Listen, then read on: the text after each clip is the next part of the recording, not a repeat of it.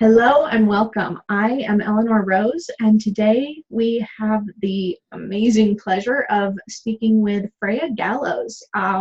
Freya is a fantastic model who I am kind of just amazed by your traveling itinerary. She's pretty much just gone everywhere, and it's amazing. So I am thrilled to have you on today. Thank you so much, Freya.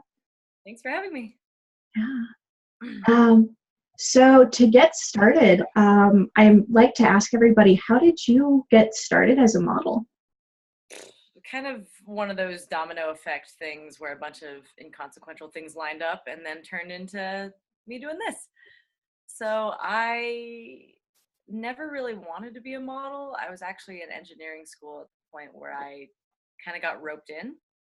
I won't go into the whole extensive backstory of weird fluke things, but basically I met a photographer on a cruise when I was 17. That was like a family reunion, like once in a lifetime type of dealio. And I was really bored, so I was wandering around. And he ended up telling me about model mayhem and freelance modeling and yada yada. And I kind of disregarded and ignored, but then a little while later, I was sitting around and I made an account, got a lot of creepy messages. And so I didn't do anything with it. 2 years later, while I'm in school, I get just a message from a local photographer whose work I actually kind of liked.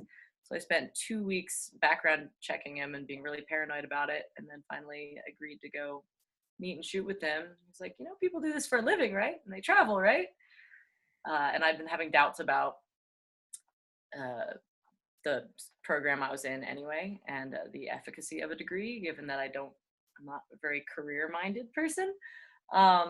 And so I went on a break for a couple months, and that couple months turned into 8 years of traveling, working festivals, art modeling, and doing manual labor, basically.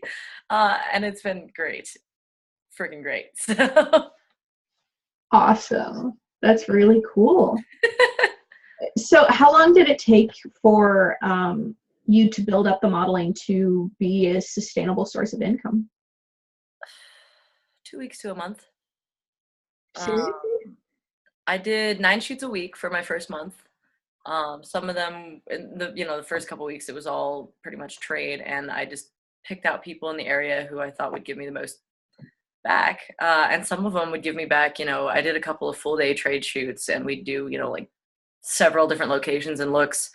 And so by the end of the month, I was pretty much mostly working paid, mostly at full rate, but I was getting talked down a lot because I was still pretty new. Right. But I just kind of binged on experience, and I learned a lot that month. I didn't realize there was that much to learn about modeling, but there is. So. Right. That's awesome. So I take it you sort of figured out how to check references in a way that didn't require 2 weeks of background checking pretty fast. Yeah, it's all kind of, I feel like kind of common sense mixed with a little bit of audacity that I think some people hesitate to exercise. Like, really, you just have to, what I did was, instead of getting in touch with photographers first, I got in touch with local models. Mm-hmm. So I actually browsed around and I looked for models who looked like they were experienced and doing the kind of work that I was hoping to do, and making some kind of a living doing it. And I wrote them and, basically just asked, well, some of them I asked some other questions, but the same 2 questions throughout, which was, are you willing to share with me the best people you've worked with or any clients that you'd recommend? And if not, because I understand being territorial or whatever, but I don't relate to it, but I understand it. Will you at least warn me who to avoid? Oh, the cat just came in.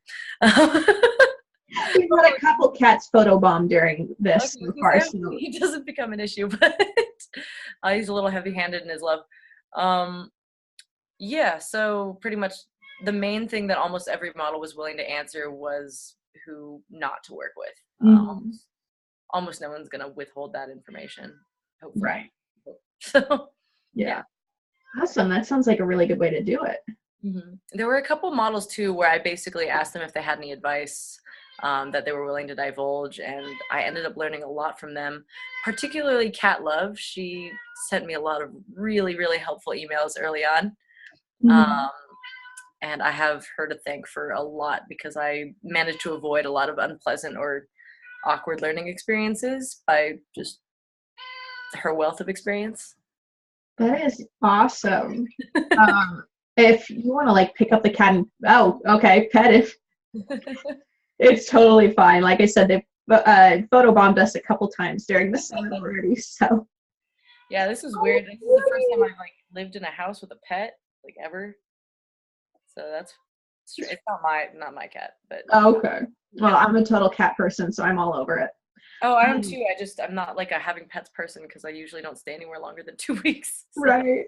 yeah. Yeah, that's awesome though, because the question I was going to ask is how being in community with other models and getting that networking and everything going helped your career. And it sounds like you had that right off the bat.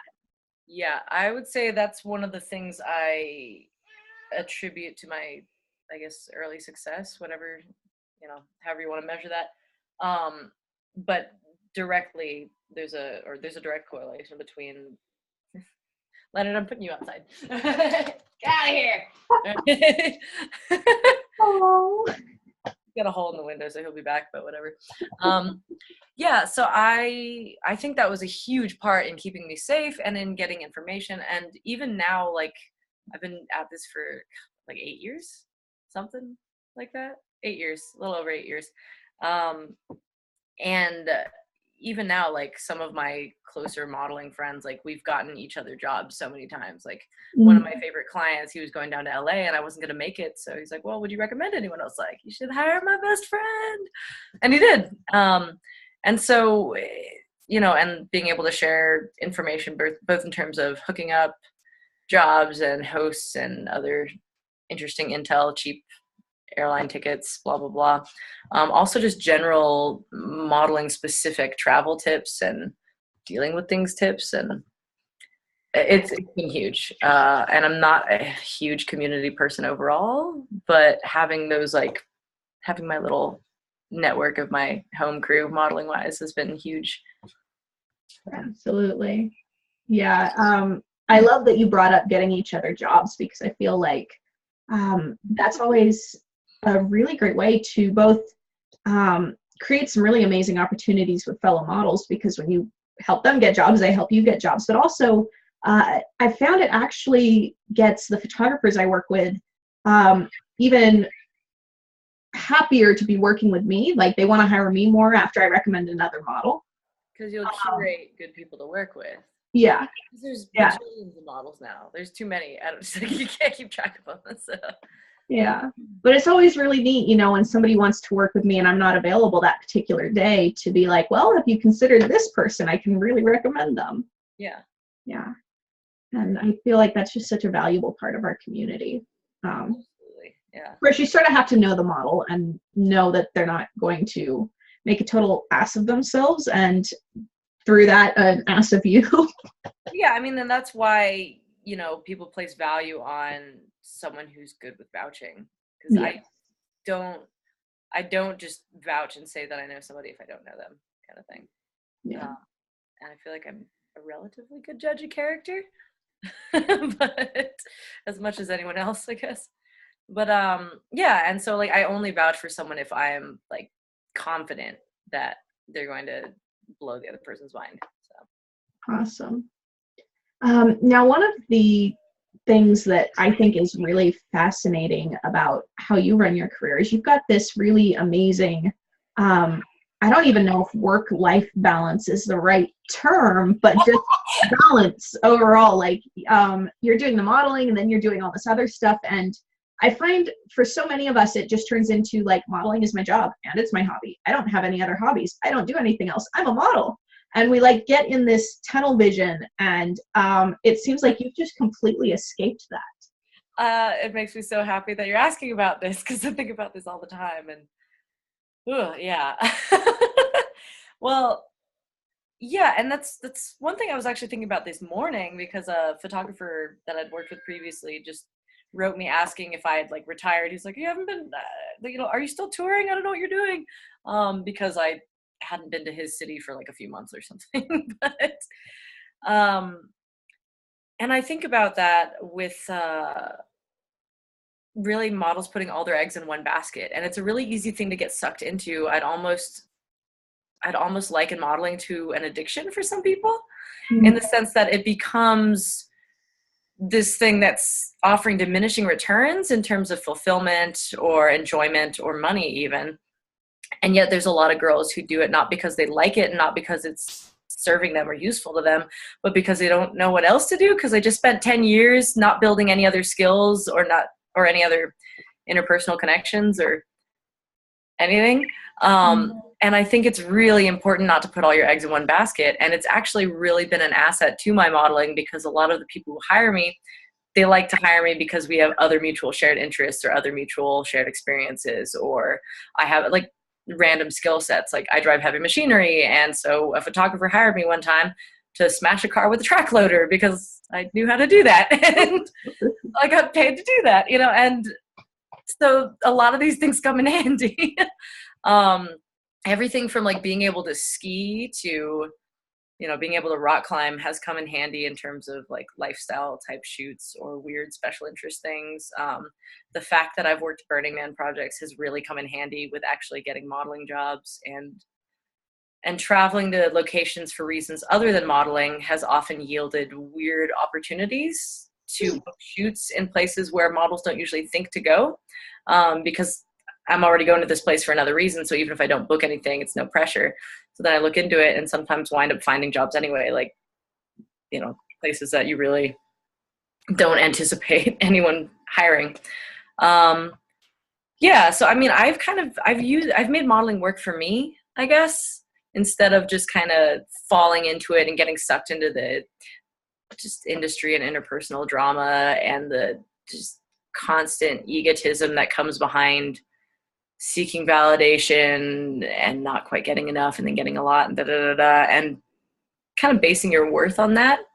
I think a lot of models start identifying too strongly with their model persona without being able to create a separation, because there's who you are just in general when you wake up in the morning and when you're taking a dump or whatever.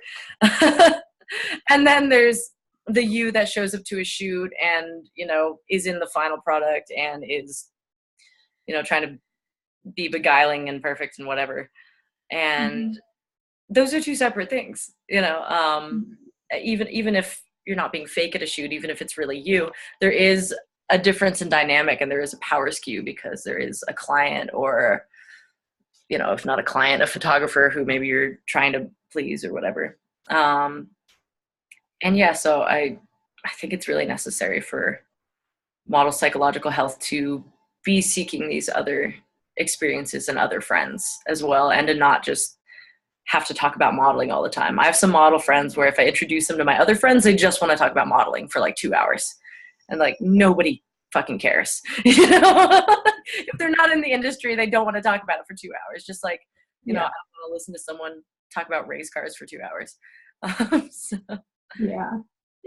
And that's definitely something I've learned. I was talking earlier in the summit about how important it is to have those modeling friends, because the friends who aren't models have no clue what we're talking about. And sometimes we need people who understand so we can talk about our work. But then at the same time, I think it's a really good point that we also do need those friends outside the industry who can help keep us grounded and remember that there is life outside of our particular career. So remember that you're not you are a model, but you're not a model. Like, that's not all you are. Yeah. And I guess for some models that is kind of all they are, because they create an identity and a lifestyle where there's no room for anything else to emerge. The same way that some people, when they become mothers, stop feeling like an individuated woman. Right. And yeah, in both those cases, it's not sustainable, because most models aren't going to be modeling their entire life, and or in the and some of them transition out of the industry into something related, like photography or being a makeup artist or whatever. So, some don't stray too far, and so it doesn't matter as much. But there's a lot of models out there who talk about life after modeling and what else they might want to do. And, if they spend 10 years not really looking into anything, not exploring their other interests, not exploring the diversity of experience that they could be gaining from travel, because they're just staying with photographers and staying with models or staying in hotels, all the time. There's so much that you miss, especially because most of us are modeling during these really formative years, like our 20s. Right. And, I know some models where they've been to more countries than I have, but they haven't really seen any of those countries because they don't, like I make an effort when I'm somewhere, unless I'm in New York and I'm booked with like 3 shoots a day and I have no freaking time. But otherwise I make an effort to like not freak out if I get a booking canceled, because it means I can go to the fucking beach or, whatever. Or it means I can go to this show or this bar, and I try to couch surf or stay with friends of friends. And that's how it's gotten easier to travel now as well, because I have friends who will like give me a heads up when there's cheap tickets to their city, or, when there's, or they'll set me up with places to stay, or they'll set me up with gigs that are not modeling gigs. I got paid one time to stand in line and wait for the iPhone 6 overnight. And it was good money because like my friends and I just sat around and played cards and drank whiskey, and it was awesome. And yeah, and you don't find those by living in a vacuum, and the modeling industry is kind of a vacuum, and it's great. It's empowered and enabled me to live the life that I live. More so than anything else. It's still like my best source of income, even though I've worked other jobs. But yeah, it's not life in totality. So Yeah. And, I feel like it's really interesting because pretty much any career we could go into, like you said, we're in these formative years, and it's not like it's just because we're models that we're missing out on all of these experiences necessarily. It's a societal thing. And what I found really interesting is a couple years into my career, I took a step back and I realized one of the reasons I was so thrilled to be able to quit my job at the law firm, which I hated, and become a full-time freelance model, was that I could go travel. I could have these experiences. And then a couple years in, I realized that I was getting into that vacuum, and I was traveling, but I wasn't seeing the places I was traveling to. And I feel like that's a trap a lot of us fall into. And that's where we really start to become jaded and unhappy with our modeling careers. And if we can prevent that and get out of that vacuum, like you said, we're so much happier. And I think ultimately we end up having much more successful careers. yes. It's like I said earlier about, I don't know if I went full circle on this whole thing about modeling being kind of like an addiction, in that I see these girls often trying to quit modeling, where they go, oh, I'm retiring, and they're just completely jaded and done with it, and they just want to quit. It's not like they want to cut down, they want to quit, like, this chapter in their life is over. And then a couple months later they come back and they're doing another tour, and but they just couldn't stay away, but it's not really doing it for them, but they can't. Yeah. And it's weird because we are extremely fucking privileged to be able to do this for a living. This is not something that everyone has the ability to do. And I'm not talking about our merit. I'm just talking the fact that we grew up in a first world country and look a certain way that, and can capitalize on societal standards and have a certain kind of vague skill set. But yeah, so we are really lucky, but there is a point where I see modeling becoming such a trap for some people because they're not doing it they don't know why they're doing it anymore. They're doing it because they don't know what else to do. And I think a lot of people get afraid to look into the void of, okay, well, what if I wanted to change careers or start a this or that, or move into a house or have a family or travel without being able to kind of tout around the model label and feel really cool at parties or whatever. Yeah. And so I make a rule for myself where I don't model if I don't want to. And that's why I don't model all the time, because I wait until the idea of modeling is exciting to me again, when I'm actually like fucking pumped about these people that I'm going to go work with in this city whose work I've been admiring for years, or really excited because I'll get to go do this thing or get to see this person or make a bunch of money doing da, da, da. But it has to be about a little bit more than the photos or the money. Like I have to feel like I know why I'm doing it. Otherwise I should maybe be investing myself into doing something else. Also, to speak to what you said about that, kind of opportunity cost of getting sucked into a career in your 20s, modeling or otherwise, that's why I'm a fucking generalist, but that's a whole other conversation. I've worked like in maybe 20 different fields in the last 8 years, aside from modeling. And it's all about that. It's the wanting to cultivate this perpetual state of beginner's mind, of always trying something a little new and uncomfortable, because that's when you're really on your best game, is when you're fucking up doing something you're not good at. Like, that's when you're learning the most. That's when all your circuits are like, and yeah, and when you're the most, I guess, sensitive to feedback and stimuli and so on. When you're traveling to a new place, when you're in a new social group, when you're doing something that makes you uncomfortable, that's when everything's kind of firing. Yeah, I feel like I had another thing, but yeah, that's awesome. And so one of the things that I wanted to talk about a little bit is you did this. I mean, for me, I look at most things you do and go, oh my gosh, I wish I had the balls to do that. And in the past few years, it's actually been, I finally have the balls, but unfortunately I've got the medical issues that are keeping me in one place for now, but I'm really looking forward to getting past those and going and doing some crazy shit that you like. Just following you has inspired me to. But you did this bike tour of the coast.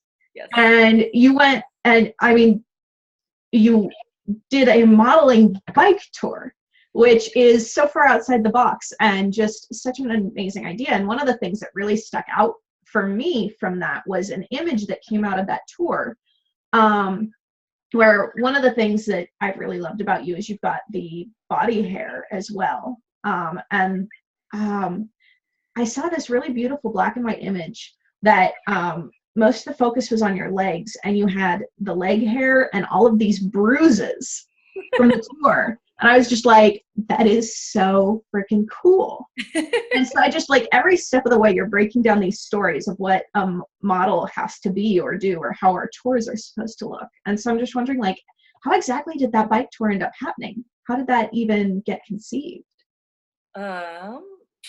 You know, I, at this point, am not fully sure, but I think the idea spawned from a conversation I had in Australia,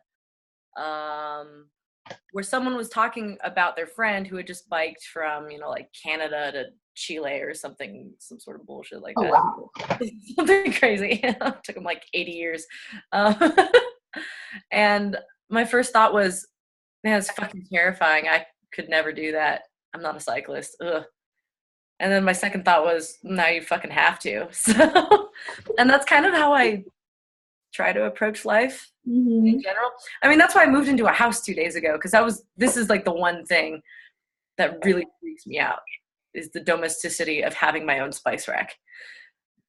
Anyway, but it's great. Like, it's great. Anyway, that's a tangent. But so yeah, the bike tour, it took me a year of planning, because there are a lot of considerations when you make a long bike tour. Mine took me pretty much 4 months on the dot. It was Key West, Florida to Bar Harbor, Maine.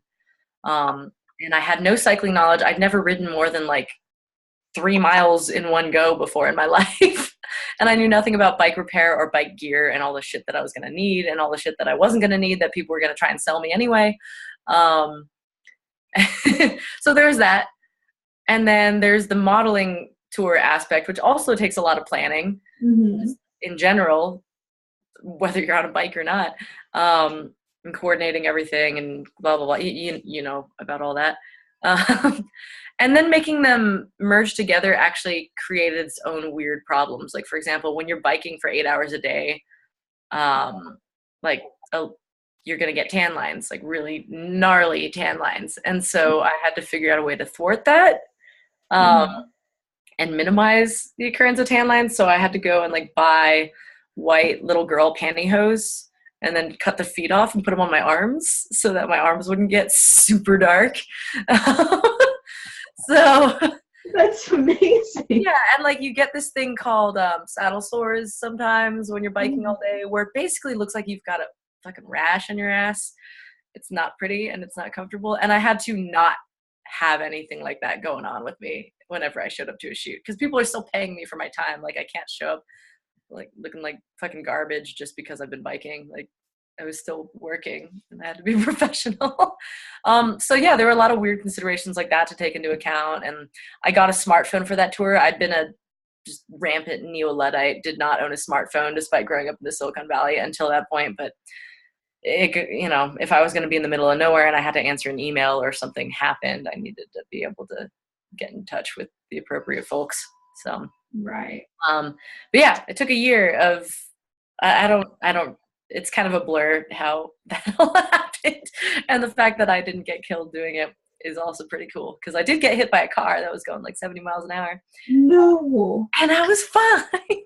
But that was like not to my credit or anything. I just got really fucking lucky, and still made it to my next shoot. But yeah, that was really fun. I kind of want to do it again, and I kind of want to never do it again. I feel like it might be like an overplayed gimmick if I did it twice in conjunction with modeling, because it really took so much planning and so much work, and was so worth it. I had so much fucking fun. Outside of modeling, I got to do a lot of really crazy other stuff also. Like people just kind of sign you up for their adventures when they see you going past with a loaded bike. But yeah, I don't know. I kind of like the idea of like making tours that are kind of gimmicky like that because it keeps it fun for me. Mm-hmm. It kept the modeling part fun because it was this interesting problem to solve. So Right. it's a game, you know. I mean, like every problem is essentially just part of a game. Yeah. So I was thinking, like, oh, maybe I'll do like a hitchhiking tour, but I think that might be a little bit extreme so, with scheduling and all that. So Yeah, that could make scheduling difficult. yeah. So but yeah, I kind of like trying to do things that way in general and making arbitrary goals for myself to keep it fun. So I don't just feel like I'm showing up studio to studio. That's awesome. And what I really like is even for models who aren't ready to go that extreme, I feel like there's a really good lesson here of finding a way to bring something in out besides the modeling that makes it fun. Finding ways to keep things new and fresh. Yeah, I mean, I met who was it? Another model I met basically said she was volunteering like on all her times where she didn't book shoots. She was going and like volunteering at animal shelters and stuff. Oh, So I love that. Yeah, so she was filling up that free time with something that she thought was important to her, which is awesome. Because some models, if they get a cancellation, they just sit on their laptop all day freaking out trying to book a last minute shoot to make up for it. When really they may not have success, and even if they do, it's not going to make or break the bank. And they really could just relax or take care of themselves or have some fucking fun. It's amazing how many models don't know how to have fun because they're just working all the time. I mean, with any freelance profession, you set your own hours, so there's no limit to how obsessive you can become. Other than, 24 hours in a day and you have to eat and sleep some or you'll end up in the hospital. That's what Ritalin is for. Oh, God. Don't listen to me. Yeah.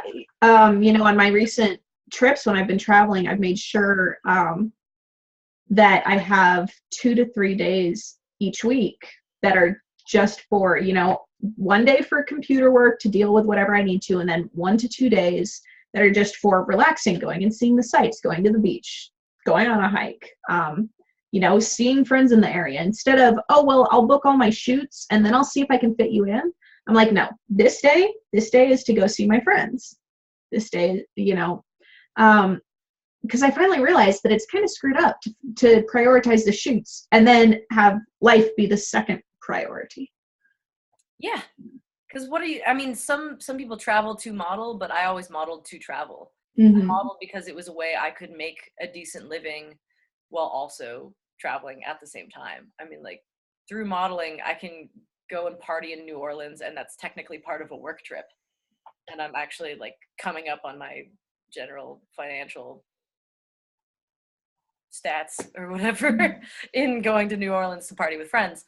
I mean, yeah, that's kind of how I try to do things in general, like with other jobs I've chosen as well. If the job's either got to be fun or interesting or something where I'm acquiring a new skill, or it's got to enable the advent of fun, interesting stuff. And another thing I think is when models get into that workaholic mode, this is what I was going to say earlier. It's like the difference between working hard and working smart. Mm-hmm. And a lot of models I see getting trapped in this sort of hustle mode of trying to book as much of a calendar as possible instead of thinking about the quality of the shoots they're booking. Like first of all, like how much money are they actually making versus how much money are they spending to get there? And then how much do they, beyond that, it's like, well, how much do they like the work of the people who they're working with or the personalities of the people they're working with? For me, I've got to have 2 out of the 3. Like I've got to either like the person, like their work, or be making bank. And 2 of those things at least need to be true for me to book the shoot. Otherwise it's a no. I don't mind working with total beginners if they're lovely people. I actually really enjoy that a lot of the times. Those are my most fulfilling shoots. And I can accept someone who may be a bit of a douche if they're, at least safe and reasonable and they do good work or whatever, or reasonable work. And a lot of models will really, God, I've talked to so many girls about this, where they will book a full calendar with like their favorite people first, and then they'll just try to fill in all the gaps, and they'll end up getting lowballed by people who they don't like working with anyway, who make them uncomfortable. And they're just dealing with these people who are being really high maintenance and really kind of rude and manipulative, and working with those people for half as much as they're accepting from their favorite clients. Right?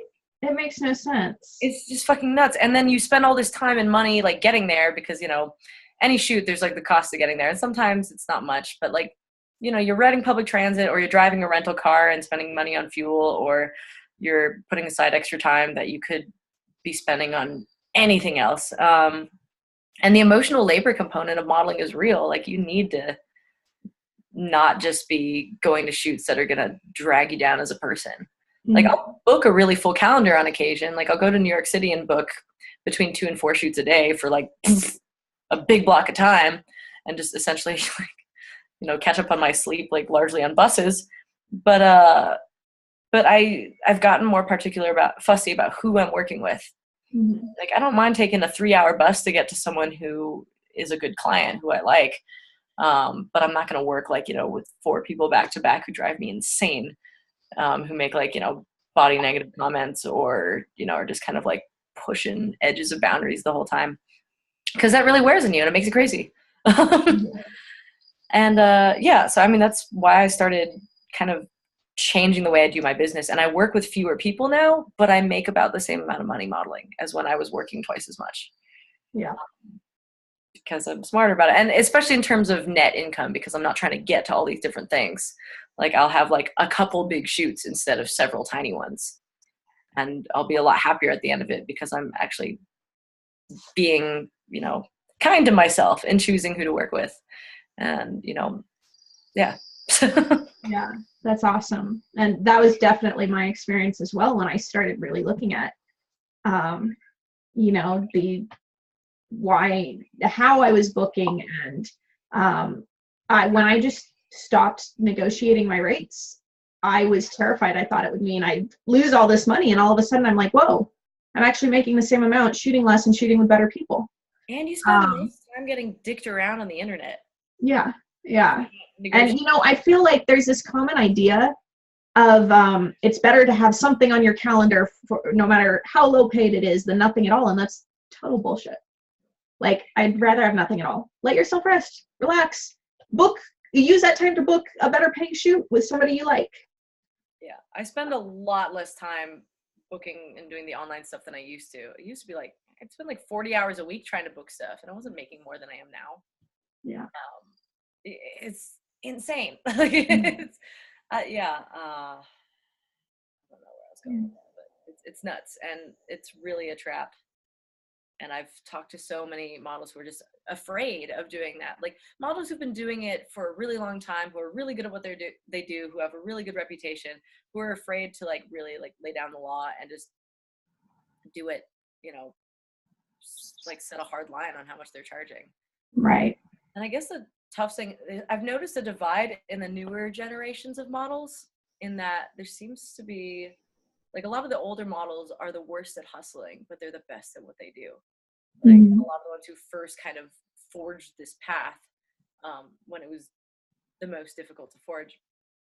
And then I hopped on around like 8 or 9 years ago. So there were like a fair number of models who had come before me who I could kind of look up to see what they were doing, and figure out what worked and what didn't. But there weren't that many of them. And so there's this like kind of generation that followed me of models who I've noticed have much better business acumen, because they're coming at it from this like freelancer standpoint instead of this like wandering vagabond who's kind of scrounging together some money, making some cool art, like Right. hippie kind of early models. Yeah, and so there's a lot more, kind of social media savvy type folks. And now you see more and more that what's happening is the models who are coming up are the ones who are good with Instagram and all that is, whereas a lot of the great older models are not so keen on that, myself included. I'm not a huge fan of social media promotion, for reasons I won't go into, but because it would take a long time. Yeah, lose my mind. Awesome. I haven't had coffee today. Can you tell? That's so cool. Well, I feel like I would love to just sit here and talk to you for hours. But unfortunately for this summit, that's probably not a great idea. So in the interest of sort of wrapping it up, I mean, this has all been such amazing information and really great stuff for new and experienced models alike. But I'm curious if there's something that you wish a more experienced model had told you at some point in your career that you might want to share with the models watching this. Again, I got really lucky, and I feel like I got all the good advice. Actually, one model who I think she's basically retired now. But anyway, one model who I wrote, I still remember this. I was like 19 years old, and I wrote it. I was like, "Do you have any advice for me? I want to be full time." And she goes, "This is nothing personal. It has nothing to do with you. And I hope that you see that I'm trying to be compassionate here. But my foremost advice to you is to not be full time." She was like, or if you are, make sure to balance it out a lot. Like, don't be full time year round. Like, take time off, or like do lesser hours. She's like, otherwise you resurface at some point in your late 20s, your 30s, whenever you do, and you've got no meaningful friendships outside the industry and no home, no prospects, no upward mobility at all, because there isn't upward mobility with modeling. You can kind of keep coasting on it. It's gotten easier for me because I've gotten better at kind of hacking the system, and I have more references, more experience. Like, arguably more people have seen my work. I don't really know, but I'm always surprised when people in cities I've never been to know who I am. But yes, but yeah, that fucking work-life balance, basically, as the Bay Areiaites like to say, is really important. Like, don't just stay with models and photographers. Like, get out, do other stuff. Use modeling revenue in order to explore other interests. Take a trip that you fund with modeling that allows you to do a workshop in something that you really love, or go and hustle somewhere where you'll make a lot of money and then do that other trip. Take an online class while you're touring, blah, blah, blah. Like, there's so many things that I've done that I just feel like, other models get to this point where they're like, oh, fuck, what have I done with the last 5, 10, 15 years in a direction that's not this direction? And yeah, diversify, because you might want to stay in this industry forever. You might just become a photographer, but you might not. And a lot of models want to do other shit after a while, and a lot become photographers. That's cool too. But this is totally gonna reveal just how much of a nerd I am. But what I'm sort of getting from this is like, when you're choosing what to do with your skill points, sort of vary it up. Don't just put them all in one area. Like, use your skill points around the board. Go for different skill trees. Like eggs, basket, throw them over there. Like, yeah, exactly. I thought it was going to go for multiple baskets, but I guess throwing them against a wall works too. I'm like way too much into entropy to keep things in baskets in general. Nice. Awesome. Well, thank you so much for joining us. This has been an absolute blast. And I feel like there's a lot of, like I said, just amazing value here for newer and experienced models alike, because, this is stuff that we don't really think about much. We don't really talk about much, but it's really so vital for our physical and emotional well-being as models. Yeah. No. Yeah, thank you so The much. element of modeling is real. What was that? The mental health element of modeling is real. Well, like you said, there's a lot of emotional labor involved. Yeah. And then on top of that, it's a lot of hard work and hustle as a freelancer. So. And being able to be comfortable with uncertainty, and being able to be comfortable with promoting yourself as a product, and not taking rejection too personally. Right. There's a lot of things. There's a lot of ways that people could slip off the path and kind of go a little bonkers from doing this for a living. Yeah. Awesome. Well, thank you so much. I just totally lost whatever I was going to say, but it was great to have you, and I really appreciate it. Cool. Yeah, and good luck with blah, blah, blah. And I'm sure I'll talk to you at some point in the not too distant future. Sounds good. Okay, thank you, everyone. Bye. Bye.